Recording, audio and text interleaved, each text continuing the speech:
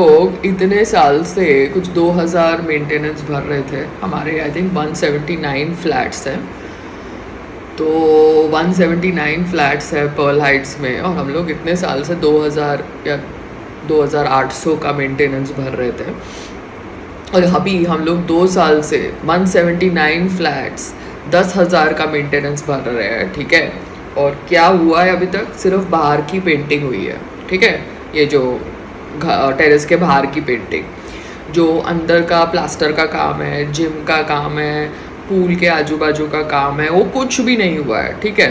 और जो दीवार का बैक साइड है जिम के साइड, वो भी नीचे का साइड कुछ पेंट वेंट नहीं हुआ है। तो अभी मुझे वो ओल्ड चेयरमैन कह रहा था कि जब भी आपको कोई कॉन्ट्रैक्ट मिलता है, जैसे कि पेंटिंग का कॉन्ट्रैक्ट आप किसी कंस्ट्रक्टर को देते हो या बिल्डर को देते हो या कंपनी को दे रहे हो पेंटिंग का कॉन्ट्रैक्ट, तो आप वो जो कॉन्ट्रैक्ट दे रहे हो, सपोज 1 करोड़ का या 2 करोड़ का, तो उसमें से 10% वो चेयरमैन की जेब में जाता है। This is what the old chairman was telling me, that this is how usually other people do. But this chairman, old chairman, has a petrol pump. He has 7 flats, so he did not do this chindi activities. That is what he is telling me. But अभी present chairman क्या कर रहा है मुझे क्या पता? We don't know ना। अब संग्राम बात नहीं करेगा बिकॉज उसको तो अच्छा आदमी बनना है ना। मैं जाके क्यों इनसे सवाल जवाब पूछूं जब बाकी फ्लैट वाले 179 फ्लैट वाले 10,000 रुपया 2 साल से दे रहे हैं, तो संग्राम को देना है तो दे। संग्राम दे रहा है ना, दे। मेरे को क्या फर्क पड़ता? 10,000 रुपए के लिए थोड़ा मैं इनके मुंह लगने वाली हूँ। मैं तो किसी के मुंह लगने वाली हूँ ही नहीं। मैंने जो वो अहमदाबाद में गलती करी, वो गलती तो मैं कभी करूंगी ही नहीं। किसी के मुंह लगने का ही नहीं इन लोगों के। ये तो चाहते हैं कि मैं इनके मुंह लगूं सो दैट इनको थोड़ा इंपॉर्टेंस मिले, लगने का ही नहीं। बट 179 फ्लैट्स यानी बहुत फ्लैट्स है। और ये पुराना चेयरमैन सिर्फ 2,800 कुछ मेंटेनेंस लेता था इतने सालों से। मतलब हम 14 साल से यहाँ पे रह रहे हैं, 13-14 साल से, इतने साल से जब तक वो था वो इतना ले रहा था। अभी उसको रिमूव कर दिया, it means he resigned, because उसके नाम से कोई अनोनिमस लेटर्स भेजे ने, पता नहीं क्या क्या ड्रामा किया इन्होंने, किसने भी किया, I have no idea. So he resigned. As it is, he is old, so it is difficult now to deal with so much of stress in life. Why should old people deal with so much of stress? Not required, ना? So that's the whole thought process. अब मुझे नहीं पता कि वो लोग सब एक है कि लड़ाई करने का ड्रामा कर रहे हैं, मुझे कुछ आइडिया नहीं। But I am just telling you 10,000 का मेंटेनेंस 2 साल से जा रहा है from 179 flats. Now that is a fact. So इतना पैसा जा रहा है, तो इतने पैसे में आपने सिर्फ पेंटिंग का काम किया, that's it.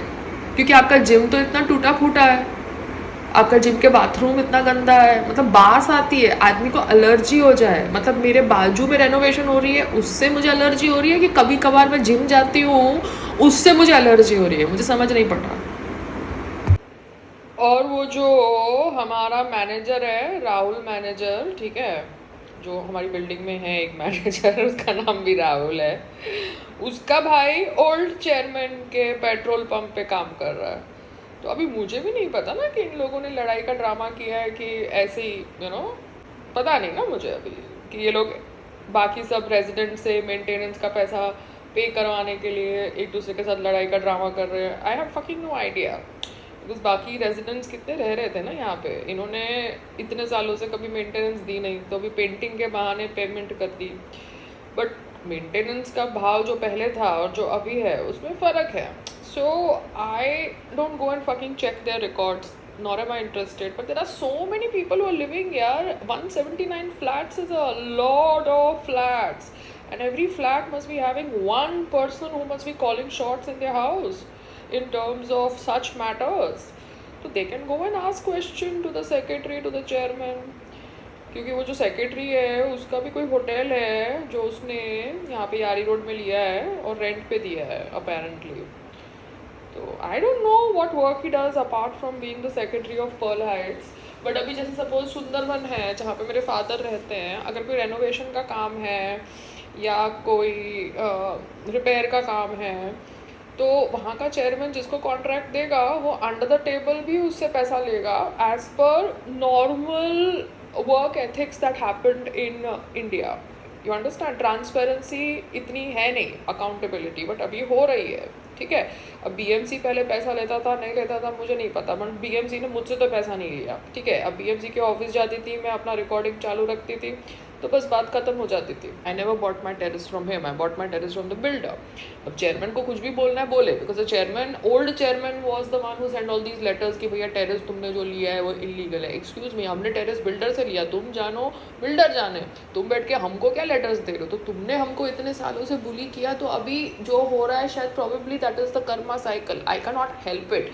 But as a human being I am trying to understand that ये पर्ल हाइट्स वाले इतना बोलते रहते हैं हमारे बच्चों की खेलने की जगह नहीं है, बेचारे फ्लोर के ऊपर साइकिल चला रहे हैं, पार्किंग में साइकिल चला रहे हैं, गाड़ी के ड्रॉप ऑफ और पिकअप लोकेशन में साइकिल चला रहे हैं। तो अरे भैया, तुम वो चौल वालों के साथ बिजनेस क्यों कर रहे हो जो चौल तुम्हारा गेट के सामने है? तुम उसके साथ बिजनेस कर रहे हो, तुम उसका पेट भर रहे हो, और फिर बैठ के तुम अपने बच्चों को हमारी गाड़ी पार्किंग में फेंक दे रहे हो। Why? This is wrong, no? So people need to fucking understand what they are doing.